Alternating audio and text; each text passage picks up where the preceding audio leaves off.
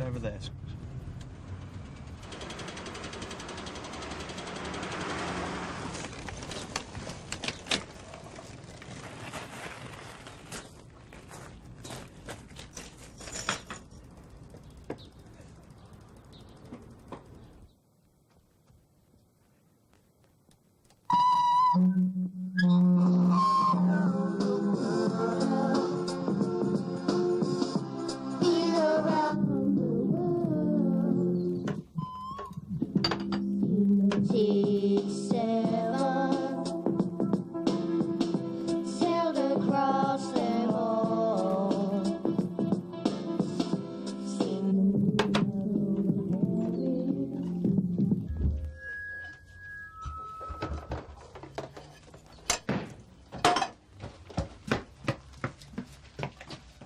What's all that noise? Can I go out again?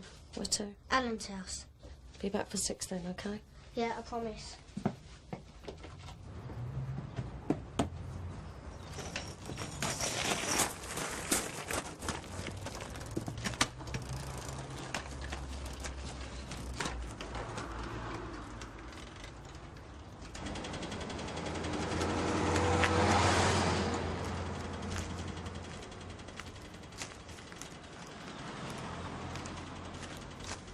As you have a slammer, and you put down a few pogs, right, yeah. About 4, 2 of each person, yeah, and then say these are my 2 and they're your 2. Yeah, right. You keep them on the face side.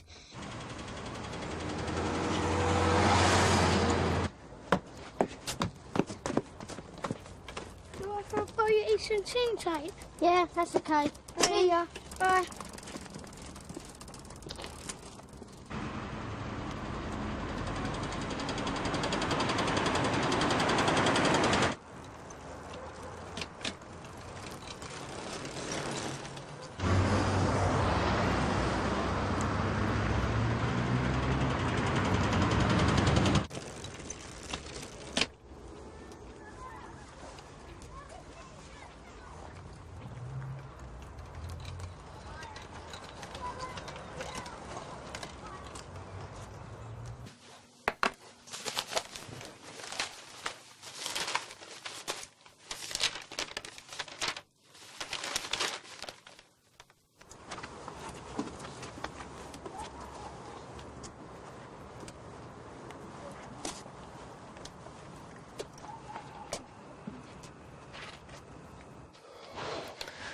Where's he got to?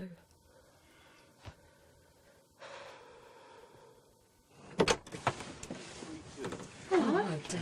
What's the matter? No, you seen Daniel, have you? No, I haven't. Not at all. Why? What's wrong? He was supposed to be home at 6 o'clock and he ain't turned up.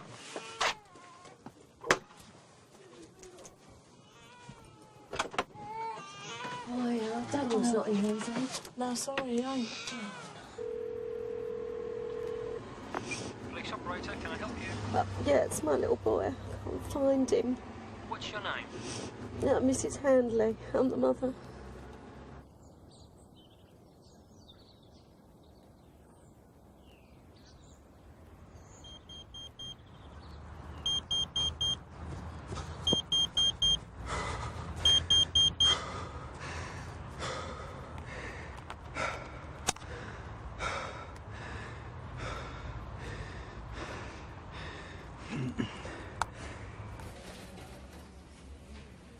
What time? He went missing late afternoon, early evening. Where exactly does he live? Belia Close, Beckton. Neighbours say that Daniel often used to play out in the street. What's the family like? Mother separated from Daniel's father. Boyfriend has a history of violence. DCI Wales have begun a search of the neighbourhood to see if Daniel's injured himself or run away. And we're talking to the mother at the moment. I see. When did you start worrying? Around 7. I told him to be back for 6. Does he have any dens and places where he plays around in? Yeah, he has places to play. But Alex saw him and he was on his way back home. What time is this? It's about 6:30.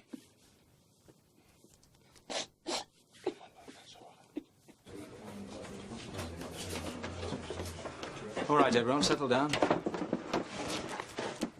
I'm Detective Superintendent Ed Williams. Hope to get to know all of you soon.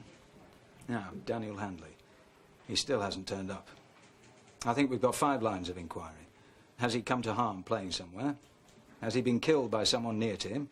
Has he run away? Is he being held by someone who's got a grudge against the family?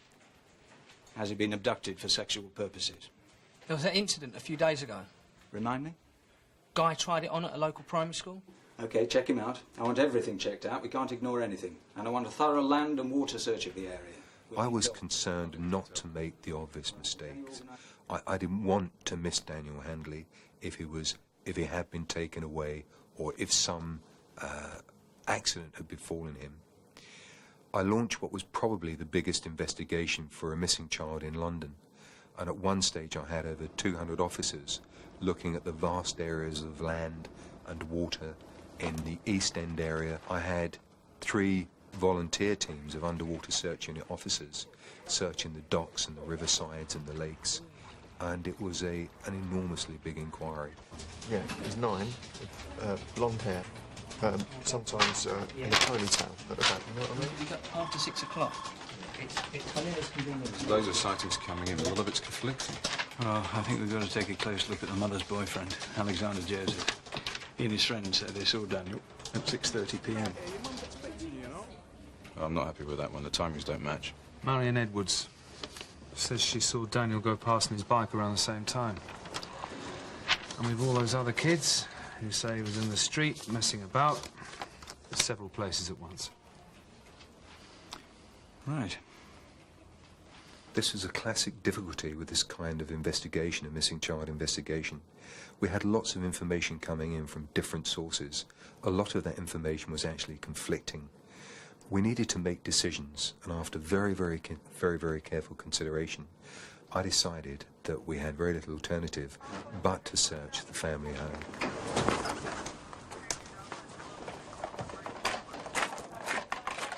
Any investigation begins close at home and then fans outwards. I know there's been a lot of speculation about Does this mean you think the family are implicated? Well, the action is being taken with the cooperation of the family. It's in their interest that we do this.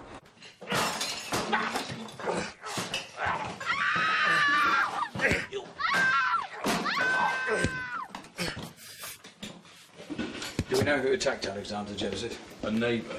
In fact, the whole neighbourhood thinks the family's killed Daniel. Get them moved to a safe house. I was really upset that I had to leave the area, but they only done it for my own good, so the press couldn't get hold of me, TV couldn't get hold of me. A lot of the neighbours did blame me for what had happened, like Daniel going missing and that. But at the end of the day, then people have got to realise as well, it weren't just my son who was out playing, their children were out too playing with him.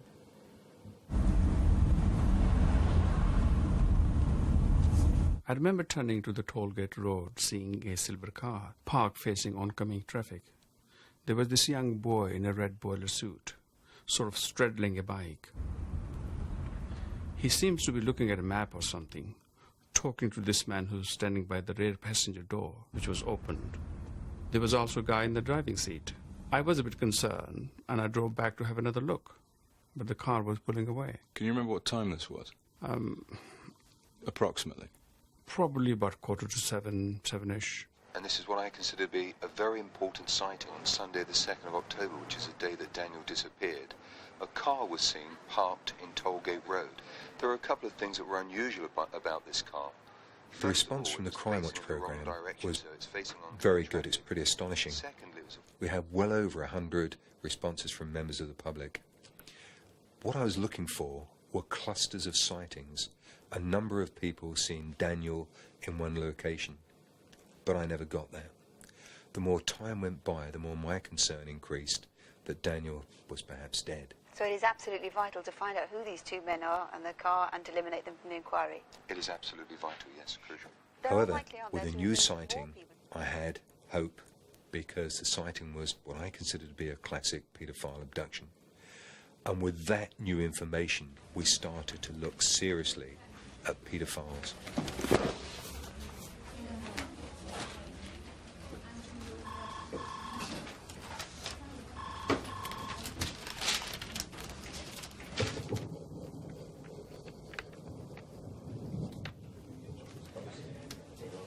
If it was a paedophile abduction, then statistically there's a good chance the paedophile lives close to where Daniel was abducted.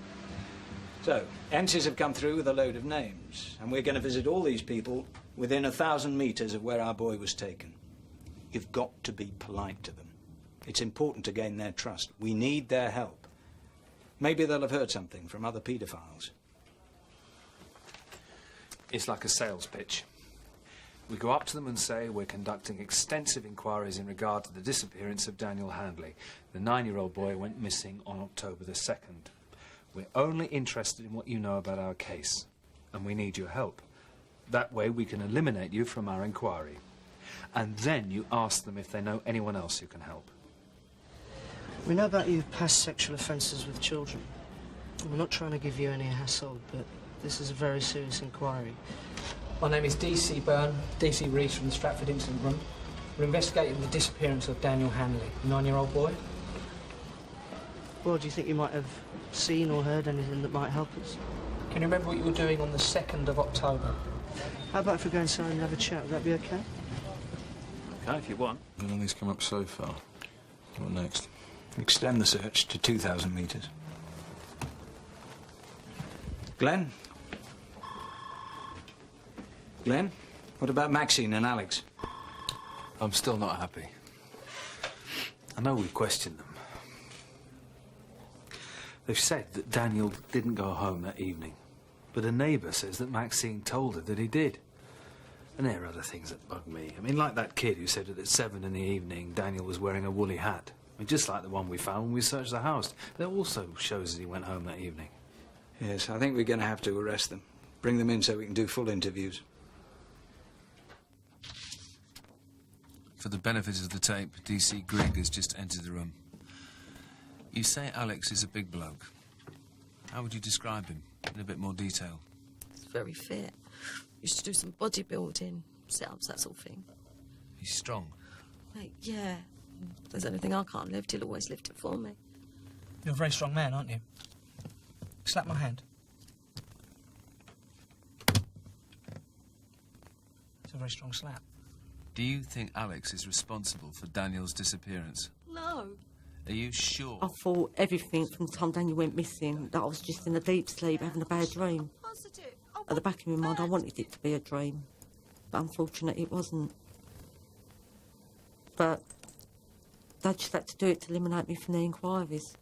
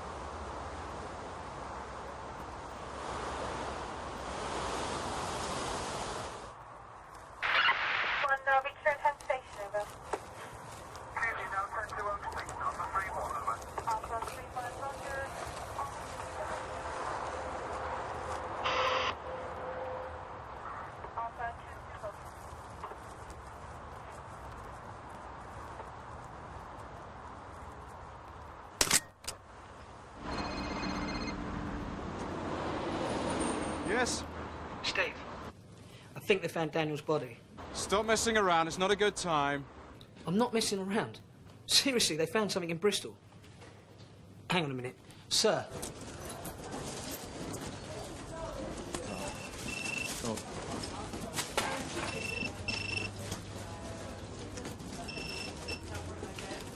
Hello? Glenn, it's Ed Williams. Sir? They found the remains of a young child in Bristol. I don't know what the sex is, but I might want you to follow Steve and me down there.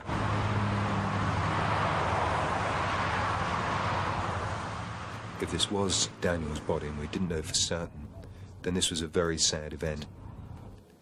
But also I had to acknowledge that the investigation in London was almost grinding to a halt. We'd almost come to a full stop.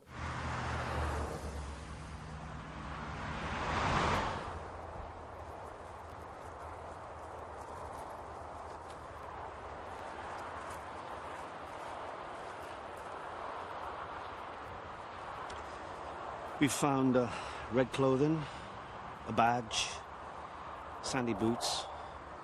Will we get DNA? Might stand a chance of developing it from a bone marrow, but... In the meantime, we'll get somewhere using his dental records. I've done a lot of work on this case. This is the chart that I did of the skull and teeth that you brought me, and it compares very favourably with Daniel's dentist chart and the chart that was done at the London hospital where he was a patient later. We also were lucky enough to get some x-rays from the London hospital, and that's those on this viewer here. And we compared those with the x-rays that we took of the remains at Bristol. And there we can see the shape of the teeth. And I did an overlay tracing of the x-ray here and placed it on the x-ray from the London hospital, and you can see that's pretty good. So that was conclusive too. I also did an age estimation by the growth of the teeth, again from the skull, and made it 9.9 years plus or minus 9 months, which fits very well with Daniel's age. And I'm convinced beyond reasonable doubt that the remains you brought me are those of Daniel Handley. I just didn't want to believe it. You know, at the back of my mind I kept saying, no, it's not Danny. Definitely not Daniel. There's a load of kids missing. It's got to be somebody else's kids. I thought they might have made a mistake. This is now a murder inquiry. We're going to run it as a joint investigation between the Met and the Avon and Somerset Police. The main incident room will be here at Stratford, with a second incident room at Staple Hill, Bristol. I want a team of you based there under Steve. The circumstances under which Daniel's remains were found led me to believe that this was a paedophile abduction, and that became the whole focus of the inquiry. But now, of course, we were looking for not just abductors, but paedophiles with knowledge of the Bristol area and London. The selection of Daniel's burial site was no accident. It was very carefully chosen.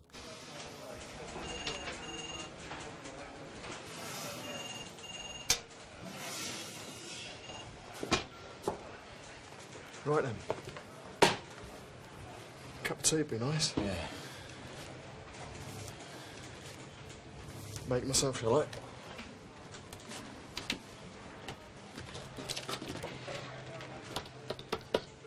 Within the police, there's always a humorous, stereotypical ideal of each other from different forces, and the Metropolitan Police are always seen as being the flash police officers. Hi, Steve. Yeah, good. Hang on one sec, Glenn. Hello? Chris, Hello. hi. Chris, could you hold for a second? I've got Glenn on the other line. Yeah. Yeah. When's that? Yeah. Yeah. Right. Yeah. And it did take a couple of days until we realised that we have our different ways, but we all wanted to achieve the same Glenn, I'll call you back. Goal.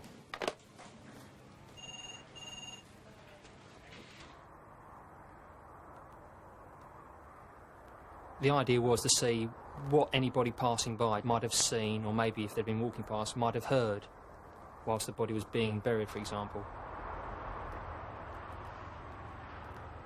I think that was the beginning of the time when it really, the whole death of Daniel Handley affected me the most.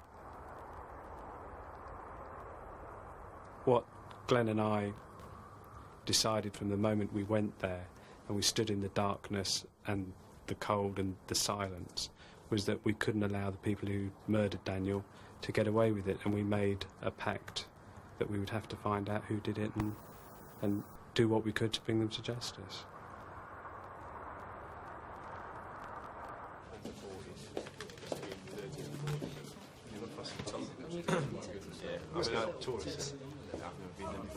First way down here, first time from here. Really? Never stayed in Bristol. Okay, everyone. Chris, any developments? Yeah, we've roadblocks in the area where the body was found, and house to house just up the road at the Bradley Stoke estate. Now, this estate, for those of you up from London, is one of the largest developments in Europe. It's going to take a while to cover. Hello, I'm sorry to bother you. My name's WPC Caroline Cave. I'm from the incident room at Staple Hill Police Station. I'm investigating the murder, or looking into the details of the murder of Daniel Handley, whose body was found not far from A here. month ago at Trench Lane. Just on the road, is it? That's right, about half a mile away. Wonder if you may have seen the lad in the area at all. We're just showing a few photographs of him and asking if anybody's really seen him. Yes, I do. Too. His body was found sadly, as you know, heard about 3 weeks ago. Hello there. Excuse me, sorry to bother you, but I think you're doing some house-to-house inquiries, I believe, about the little boy who's gone missing. Yes, this woman came up to me and said that she'd had some information. Right. Yeah, she mentioned these men who apparently, she says, have had sex with young boys in the past. Yeah? One's a David Guttridge, who lives in Cook's Close, Bradley Stoke, Bristol. Then he's a friend called Timothy Morse, who lives with him. She said that we ought to have a close look at them. Apparently, Guttridge put up some money so that Morse could open a shop called Green Fingers at Stoke Gifford, Bristol. He's recently closed it. Morse, she says, was a taxi driver, formerly for Guy's Cars in London, and he drove a Peugeot. Yeah, she said that when the body was found, Guttridge closed the shop, the Green Finger shop, and paid for Morse to disappear to the Philippines. Yeah, we need to get back to her. Yeah, also, both men are supposed to have had a friend called Brett Tyler. OK, well, I'll put a full report on when I get back to the station. Yeah, see you there. Bye. Thanks. Cheers. This was the first time that the names of David Guttridge, Brett Tyler and Timothy Morse had actually come into the inquiry. We had the names of hundreds of paedophiles and, of course, all sorts of lines of inquiry. But now this is a full-scale murder investigation, and I thought that it was best that I approach Crimewatch again and enlist their help. On March the 27th, Daniel's remains were discovered on an isolated piece of land off Trench Lane near the Bradley Stoke estate on the outskirts of Bristol. We believe that Daniel was abducted by paedophiles. It is vital that we find out who they are and anyone else who may have seen them. Well, Ed, now that Daniel's body has been discovered, desperate to find the saloon car and the people in it. Yes, I am. On the 2nd of October 1994, when that car was parked in Tollgate Road, there were 2 men in that car. I'm on the way back. Anything you want to tell me? No, calls aren't that great at the moment. Who's in early tomorrow? Steve Cavanagh and Glenn McCarthy. Could you pass the milk? There you go. Thank you.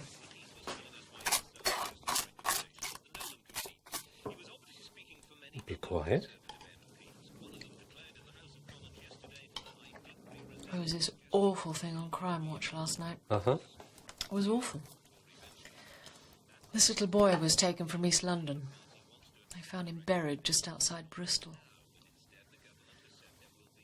He was only about 9 or 10. What was he like? I think he had blonde hair and blue eyes. Lovely little boy. Oh.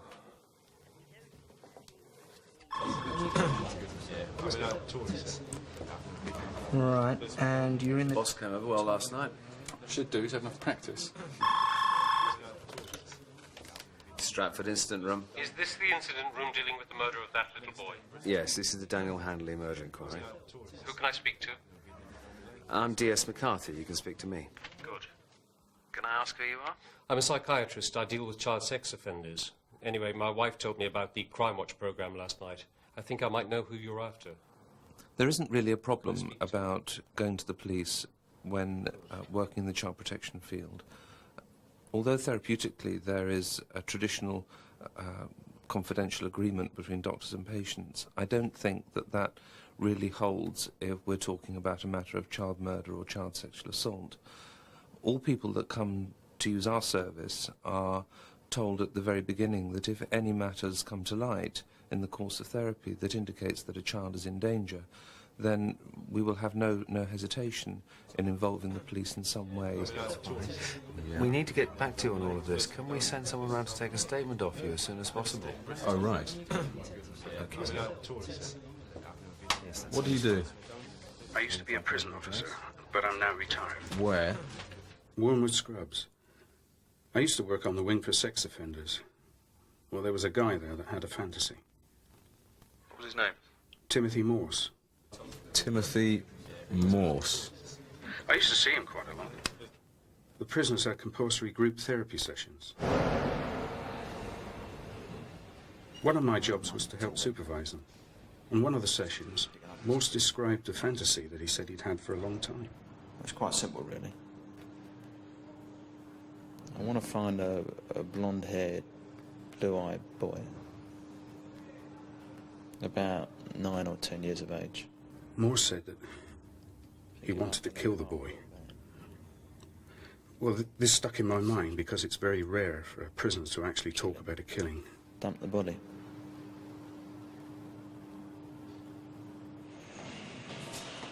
He shared a cell with a David Guttridge. Well, they got into a relationship. But Morse seemed to lose interest in Guttridge when another man, a younger man, Brett Tyler, moved onto the wing. Well, he was a problem for us. He was always cutting his arms. But I don't think he was seriously trying to kill himself.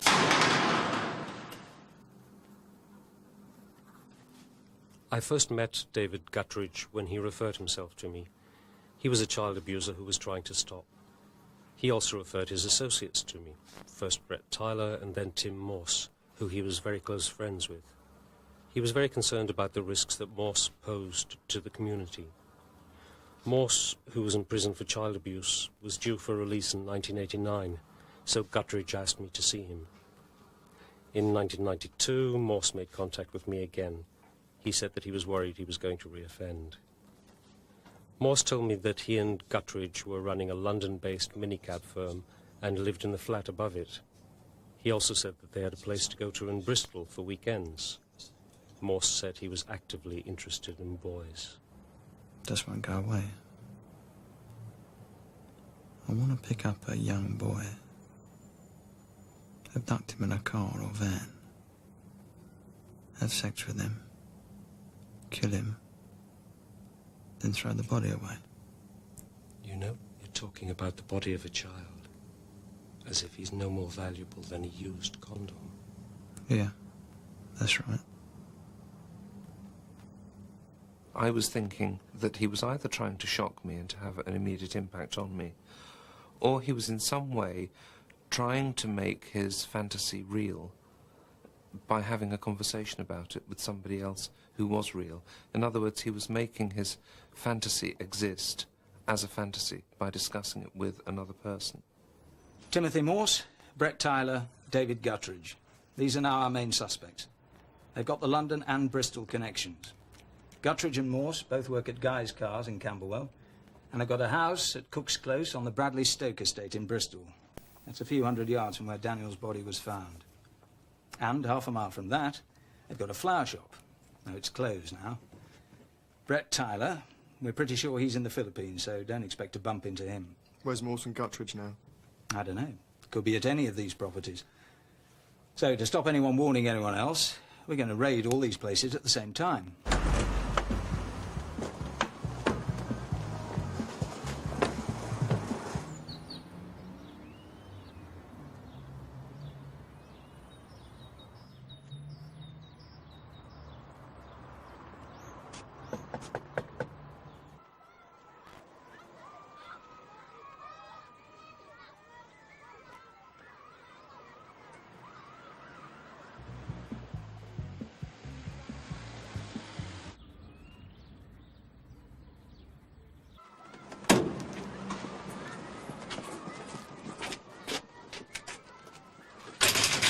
Seems very quiet, sir. This is the police.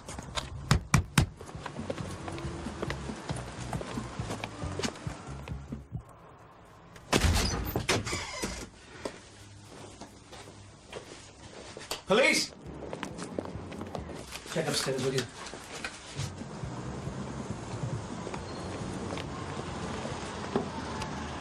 The police officers.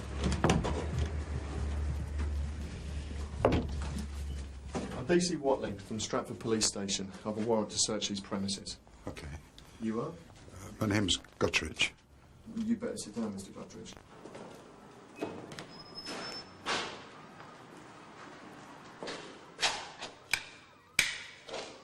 You're being arrested for conspiracy to abduct and imprison and on the suspicion of the murder of Daniel Handley with others. You do not have to say anything.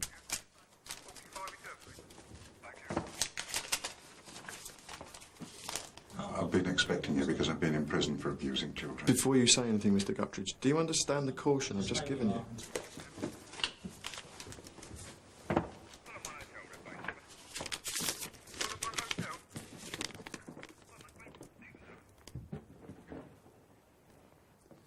I had absolutely nothing to do with it. My partner and his friend did it. Can you tell me their names? Brett Tyler and Timothy Morss. How do you know they did it? When the body was found, Tim told me they did it. I've been a nervous wreck ever since. It's just come through that Guttridge has given us Morse's address. He's staying with his mother. OK, get Chris Byrne and the team down there ASAP.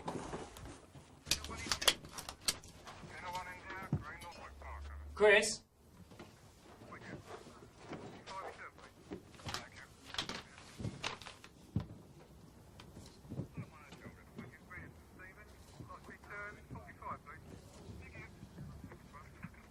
So, who's in the house?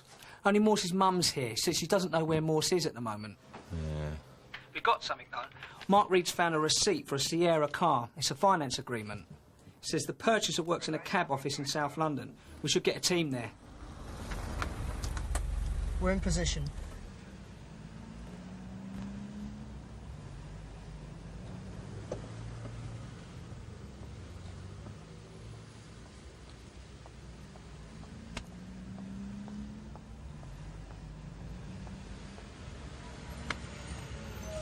Bloody hell, it's him.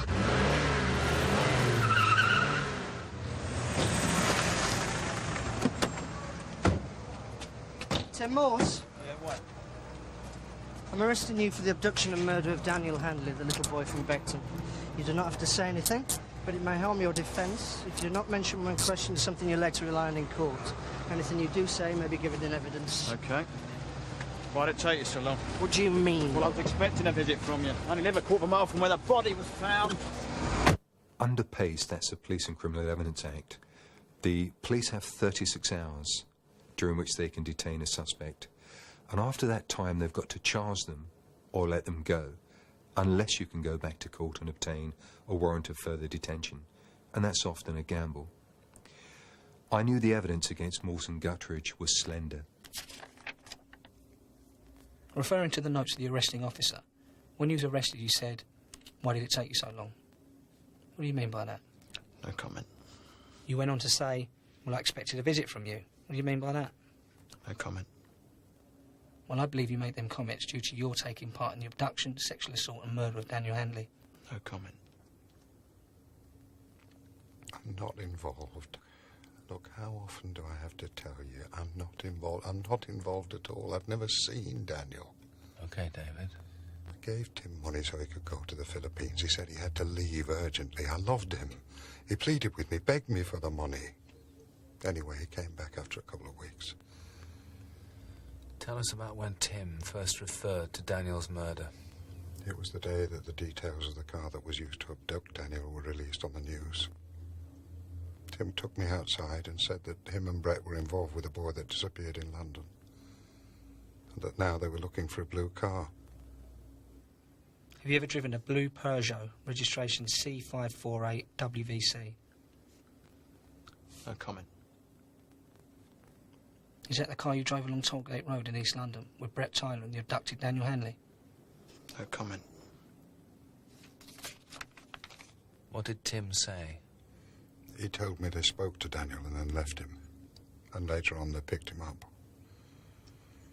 As I understand, Brett was the one outside the car with the map book and Tim was sitting in the driver's seat. They then took him somewhere which I assume was the cab office. When you say the cab office, do you mean the flat upstairs? Yes. Then they set off down the M4.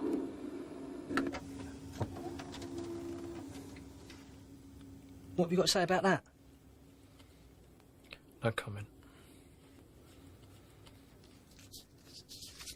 Do you recognise this boy? No comment. Did you abduct, sexually assault and murder that boy? No comment.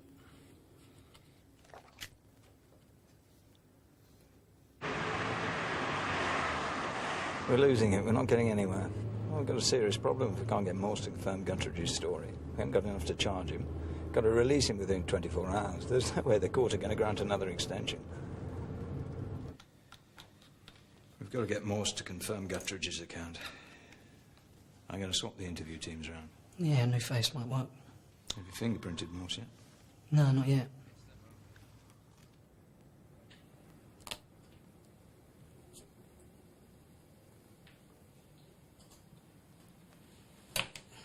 Can I ask you to sign there, please? Can I finish my coffee before I go out of the cell? Take a seat.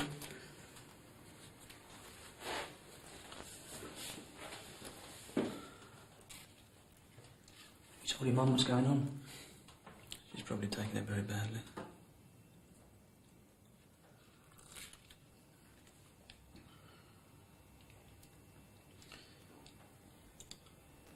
I shouldn't be saying this, but I want you to know I did want to talk to you in there. How's Guttridge coping? I thought he looked in a bad way from the video. I think he's trying to tell the truth. He had nothing to do with it. Just gonna shake him up a bit. I shouldn't be saying this, should I? He was very calm how he spoke, and that was quite shocking. I didn't want him to see any disgust or anything in my face which would stop him from talking, so I acted quite casually. I was quite friendly with him, and to encourage him to keep on telling me what happened so that we could find more evidence against him, I tried to appear friendly and sympathetic. And he stared off into his own world and started talking about it. And we were talking as though it was two men talking over a football match they'd just watched, over a pint of beer. Look, if you want to talk to me, we can have another interview. No. I'm not making any comments on tape. I deny all this in court. I reckon I've still got a chance. It'll all get sorted. I'm worried about going to prison. I get 25 years. You know, I didn't lose control when this happened. I knew what was going on with the decisions we'd made. We thought about it. I take it you mean killing Daniel? Look, you know and I know what happened. But I'm going to see how much you've really got. I've got nothing to lose. I've got to give it a run. This has been part of my life for 9 months. I just want to know what happened. We had sex with him and then killed him in the car. We actually knew for the first time that Morse had abducted him. He had abducted him in the car, and I knew that we could test that forensically. And I knew it had been seized by police, and I knew we actually, for the first time, had a scene that we could prove that Morse and Tyler had committed this offence.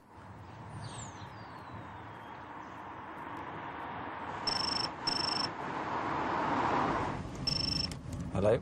Boss, it's Steve Kavanagh.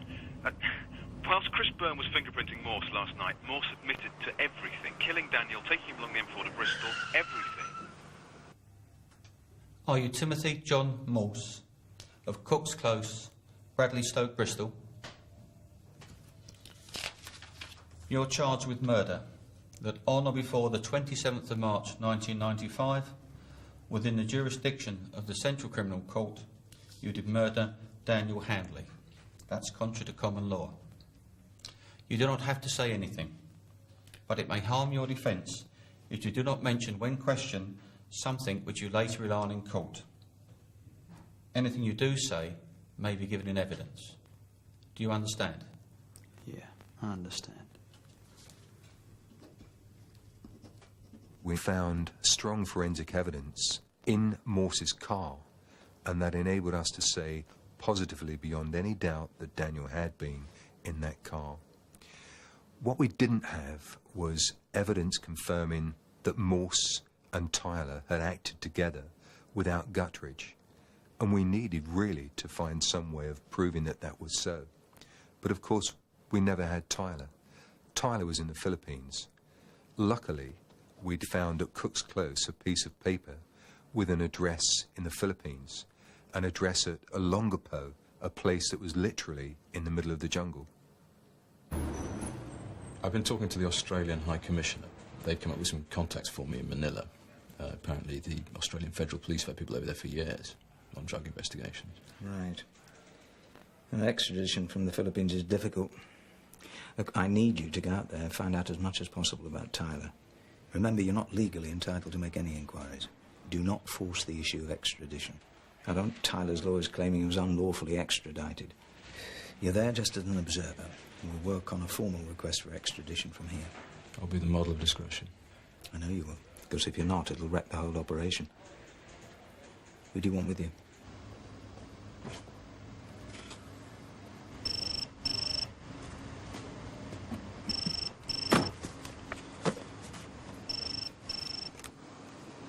Hello? Glenn, can you leave doing exhibits for a while? Yeah, why? Because I want to go to the Philippines. When?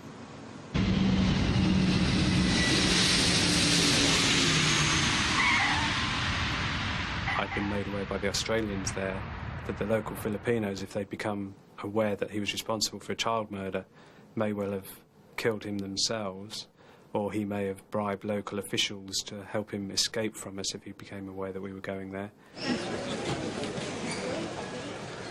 All these things put additional pressure on us.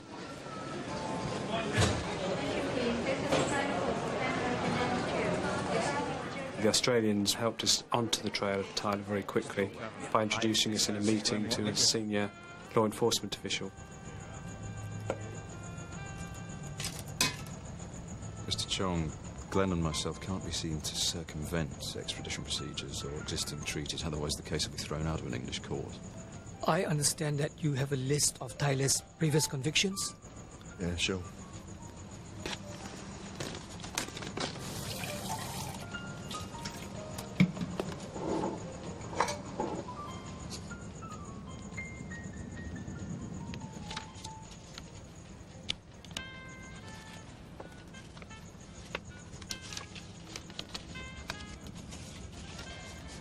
Mr. Kavanagh, with convictions like this, we will evict him.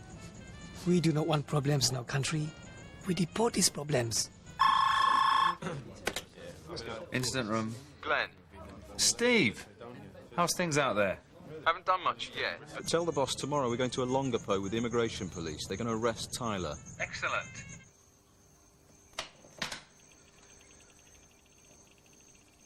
When they'd arrested Tyler, they invited us to search his home, which had a number of young children in, and videotapes which were later found to contain child pornography. He's next door. He doesn't know about you. You can see him when you want. Thanks. Let's change our shirts.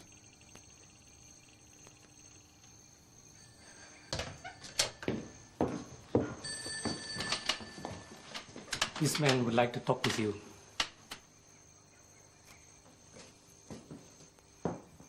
Mr. Tyler, my name is Detective Sergeant Kavanagh, and this is Detective Constable Watling from the Daniel Handley Inquiry Office at Stratford, London. Yeah, I've heard of him. What's it got to do with me?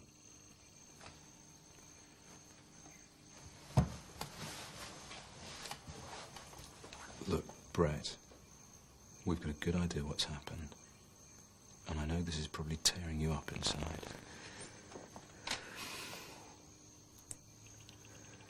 I've been,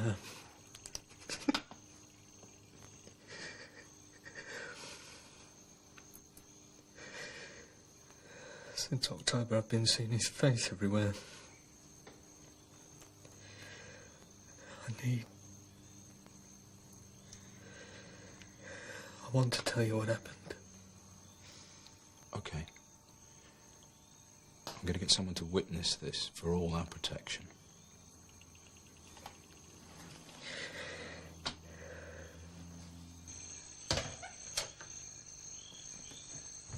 Get the video camera. Tyler was totally shocked to see two pale-skinned London policemen walking in on him, and he had had no time to prepare any story or defence for himself. And when he got the opportunity to confess, he used that as a chest-bearing exercise.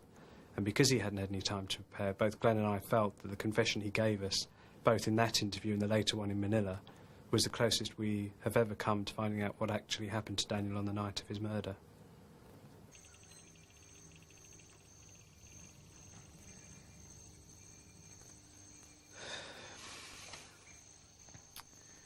On the 2nd...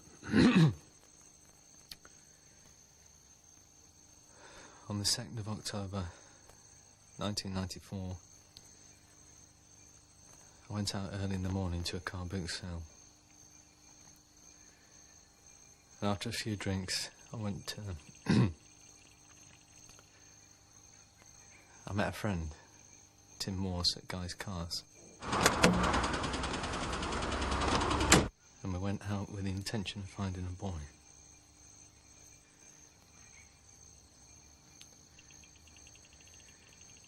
We went to East Beck End roundabout about 4:30, 5 o'clock.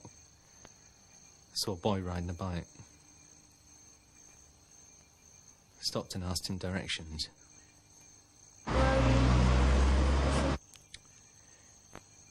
Then we carried on, turned round.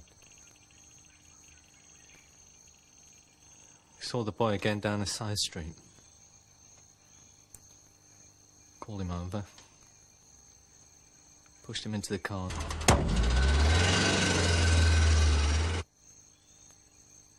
We went back to the cab office. Where, Get your voice up, Brett.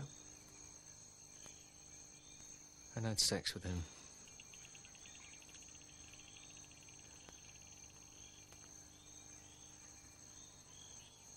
We took the boy back to the car. Drove towards Bristol. Stopped at a turn-off. We strangled him. And, we took him.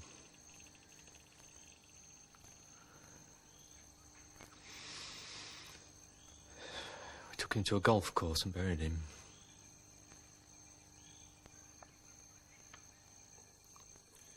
We need to clarify.